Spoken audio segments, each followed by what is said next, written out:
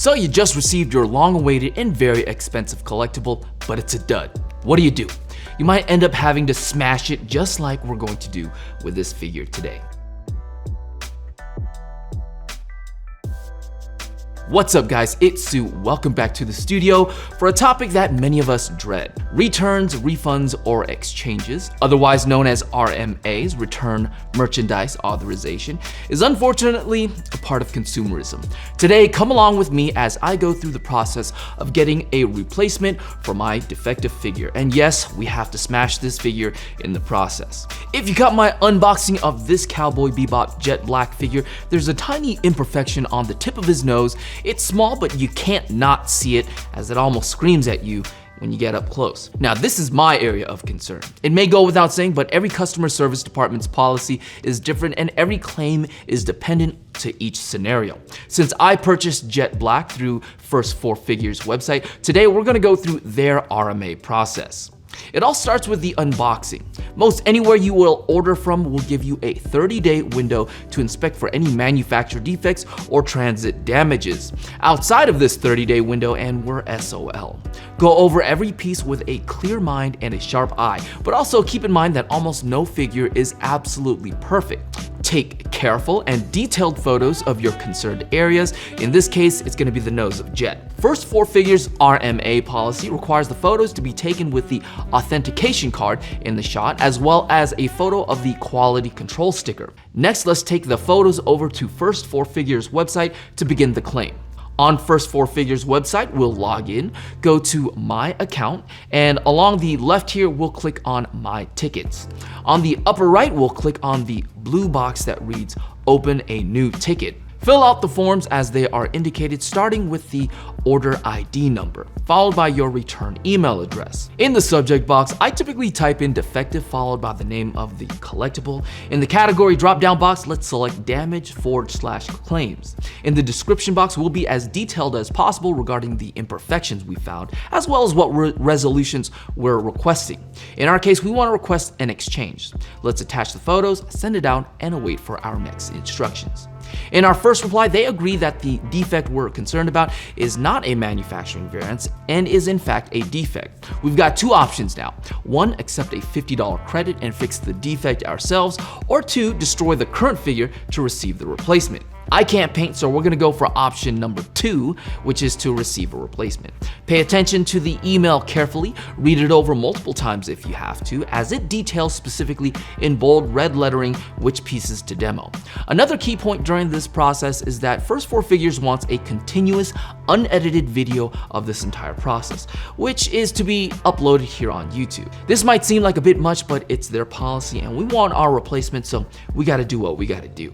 Please believe me, I'm not glorifying this. I don't like destroying art, even if it is just slightly defective. With that said, we're gonna have to set up a space to demo the figure. Let's get that started. Find a safe area to lay out protective covering on the floor because there's gonna be so many pieces, bits of shard and debris. Also, it's highly recommended that you cover the figure with a sheet of cloth or baggie of some sort and smash over it, as pieces really do go flinging around and flying about. For the sake of this video, I'm gonna demo it fully exposed. What I brought with me to break down Jet was a hammer, protective eyewear, and gloves. But I also highly recommend also having ear protection or like earplugs because it'll get crazy loud. Also, a chisel in addition to the hammer would have helped breaking down the figure much more smoothly. Truthfully, I realized that halfway through the demo, but I couldn't stop the video to go out and buy one. First, we have to show a piece of paper with the current date on it. Then we have to show the authentication card in the video. In the email, it directs us to break it down to 1 inch or 2.54 centimeter pieces, but unless you have a chisel, that will be extremely difficult. I tried the best I could, but I couldn't get anywhere close to that with just a hammer. These figures are shockingly sturdy, especially the base. After this entire process, we are not to dispose of the remains until further notice. We're gonna upload this video to YouTube, set it to unlisted, and email the video link to First 4 Figures and await their reply. So, success! Even though we couldn't get it down to 1-inch pieces, it was enough for them to approve a replacement. That may not be the case with everyone though. Now the email says it'll take around 7 to 10 days before they can get started on shipping it out. So there's really nothing we can do other than to wait for shipping details and its arrival afterwards. The story doesn't end when the replacement arrives though. It's literally marked replacement on the box. Now we have to go through the inspection process all over again and hope we have no defects on this one.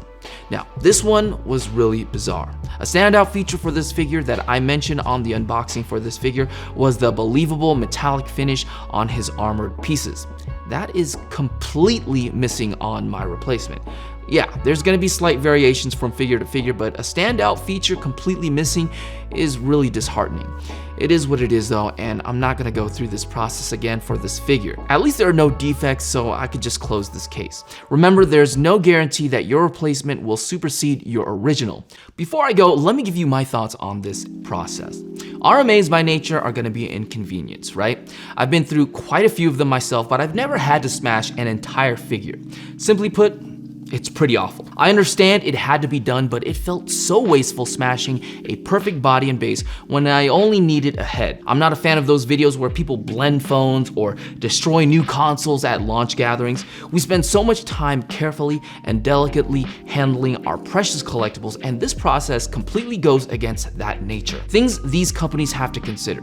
Not everyone is going to have a safe area to smash a figure. I'm lucky to have a garage, but even in my situation, the west coast of the country is experiencing an extreme heat wave. It was disruptive to my neighbors as they were concerned at what was going on in my garage. I've got shrapnel and shards all over my garage in little nooks and crannies that I can't get to sweep up. I used what tools I already had, but not everyone has safety equipment or tools. Some may have to even spend money to buy equipment for their RMA. Also, not everyone has a tripod or a way to mount their camera to film this process in the details that's expected. In this event, it'd be nice to just ship it back to them. But of course, it costs them money, so we have to put in the work, right? I'm not singling out first four figures, as this is a common practice in the collectibles industry. They don't always require demoing a figure, but it is the worst case scenario for an RMA.